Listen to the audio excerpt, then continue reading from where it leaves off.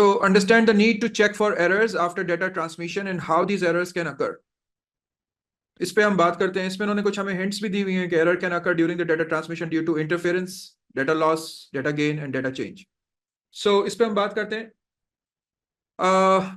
Errors during data transmission are common and can significantly impact the reliability and accuracy of the data communication. अब जब data communicate होता है ना बेटे, तो उसमें ये सारी चीजें हमारे सामने आती रहती हैं.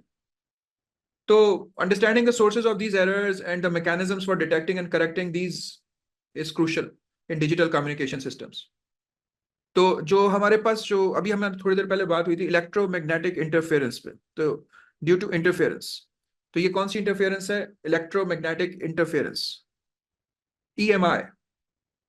तो as we have previously discussed, electromagnetic interference whether from natural sources जैसे lightning है और man-made sources जैसे electrical equipment है, can corrupt the data being transmitted by altering the signal levels in the transmission medium. फिर दूसरी जो चीज हमने इंटरफेरेंस में देखी थी वो क्या थी? Crosstalk. So in environment where multiple cables are running in parallel, especially in case of parallel data transmission, signals in one cable can induce unwanted current in adjacent cables, leading to the data errors. Basically हम तो bits भेज रहे हैं ना, लेकिन वो bits कैसे जा रहे हैं? Bits जा रहे हैं in the form of current. तो जब बहुत सारी केबलें चलती हैं तो एक केबल का करंट दूसरे केबल के करंट में चेंजेस ले आता है, जिसकी वजह से क्रॉस टॉक अकर करती है, डेटा बेकार हो जाता है. फिर एक चीज होती है सिग्नल वीकनिंग, जिसको हम कहते हैं सिग्नल अटेन्युएशन. ठीक है, तो EMI है, क्रॉस टॉक है. सिग्नल अटेन्युएशन क्या होती है? Over the long distances the signal can degrade और डिमिनिश इन स्ट्रेंथ.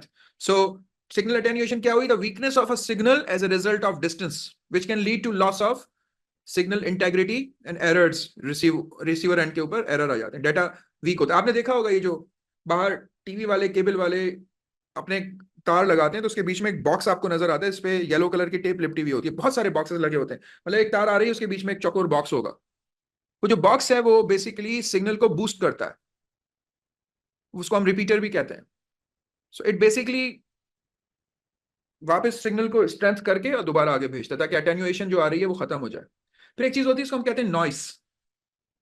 तो आपने सुना होगा जैसे जैसे रेडियो स्टेशन की रेंज में होते हैं तो बड़ा अच्छा आता है, जब आप दूर जाते हैं तो उसके अंदर आपको फिर सरसराहट भी सुनाई देने लगती है, सेंसेशन सी आती है, उसमें फिर चीजें बाहर से भी इंट्रोड्यूस होने चाहिए. इसको हम नॉइस कहते हैं. Any external noise which could be thermal noise और it is noise from another station, maybe कुछ नेचुरल रिसोर्सेज हों, उसकी वजह से भी आपका डाटा जो है वो खराब हो जाता है. Noises generally adds unwanted bits to the data leading to errors.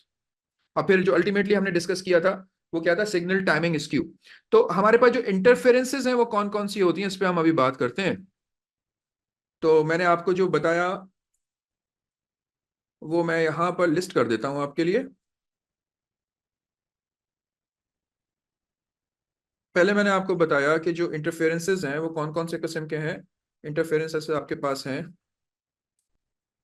जो डेटा के अंदर इंटरफेरेंसेस होते हैं वो कौन कौन से हैं. सबसे पहले मैंने आपको बताया कि वो होता है इलेक्ट्रोमैग्नेटिक इंटरफेरेंस, इसको हम क्या बोलते हैं? EMI. क्या हुआ वो? Electromagnetic interference, EMI. इसके बाद हमारे पास हो गया नंबर 2. इसमें मैंने आपको बताया क्रॉस टॉक. मैंने आपको क्या बताया? Cross talk. तो क्रॉस टॉक जो है वो हमारे पास दूसरा हो गया, क्रॉस टॉक. इसके बाद हमारे पास हो गया signal attenuation. Signal attenuation, weakening of signal as a result of distance. फिर हमारे पास हो गया नॉइस. दूसरी सोर्सेस का डाटा हमारे डाटा के साथ मिलने लगता है जिसकी वजह से डाटा करप्ट हो जाता है.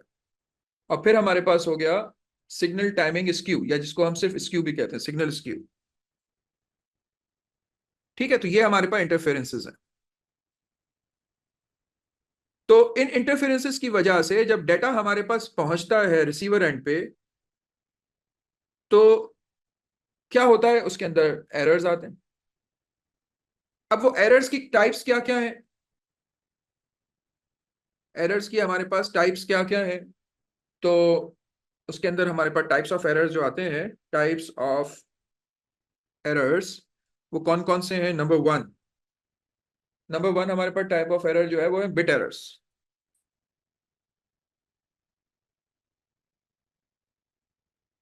ठीक है। और इस बिट एरर्स में आपके पास डेटा गेन और डेटा चेंज हो जाता है। मतलब क्या हुआ, बिट एरर्स में आपके पास क्या होता है कि these occur when bit errors के अंदर these occur when a bit 0 or 1 is altered from its original state. This could be a 0 turning into 1 और वाइस वर्सा। तो जब आपके सिलेबस में इसको कहते हैं डेटा लॉस डेटा गेन, यानी कि 0 1 हो जाए तो डेटा गेन और 1 0 हो जाए तो डेटा लॉस, या ओवरऑल डेटा ही चेंज हो जाए यानी कि गायब हो जाए बीच में से, तो ये हमारे पास है बिट एरर्स। दूसरी तरह के जो एरर्स हमारे पास आते हैं उनको हम कहते हैं बर्स्ट एरर्स, बर्स्ट BURST। ठीक है, तो वो बर्स्ट एरर्स होते हैं। बेटा वो ट्रांसपोजिशन एरर डेटा एंट्री में होता है, चेक डिजिट पे आता है। ये डेटा ट्रांसफर हो रहा है कंप्यूटर टू कंप्यूटर, इसमें कोई नंबर एंटर नहीं हो रहा। ट्रांसपोजिशन एरर जो है वो है multiple consecutive bits are corrupted, इसको कहते हैं burst error. This type of error is common in environments with severe EMI और नॉइसी चैनल्स। EMI का मतलब इलेक्ट्रोमैग्नेटिक इंटरफेरेंस।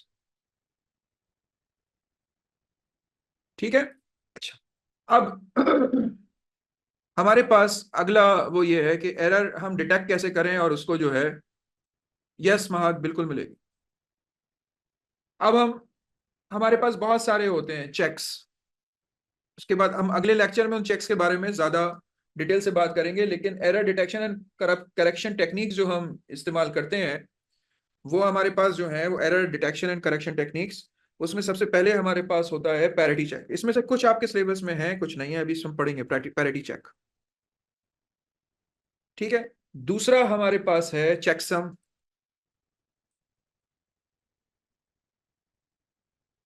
ठीक है। तीसरा हमारे पास है ऑटोमेटिक रिपीट रिक्वेस्ट ARQ, इस पे भी अभी हम बात करेंगे। ठीक है।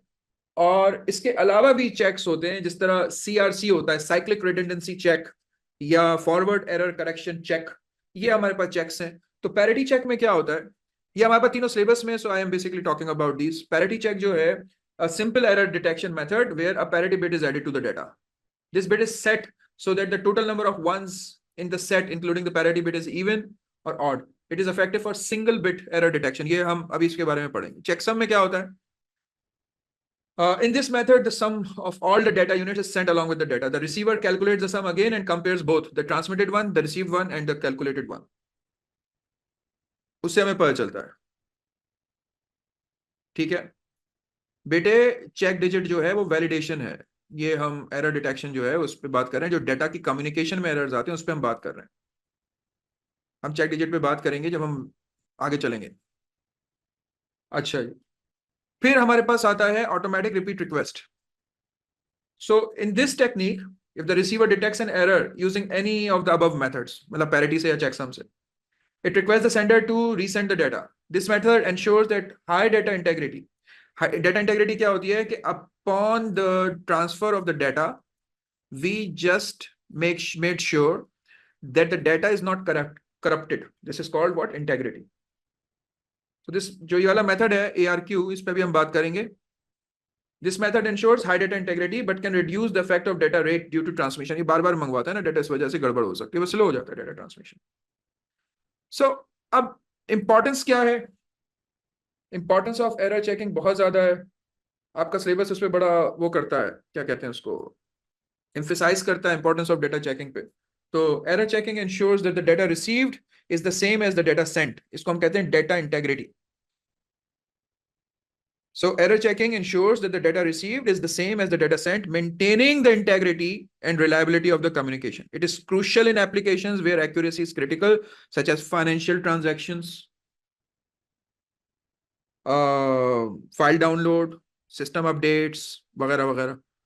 Effective error management can also greatly enhance user experience and system efficiency by reducing the need for data transmission and ensuring a smooth and reliable data flow between the computers over the networks.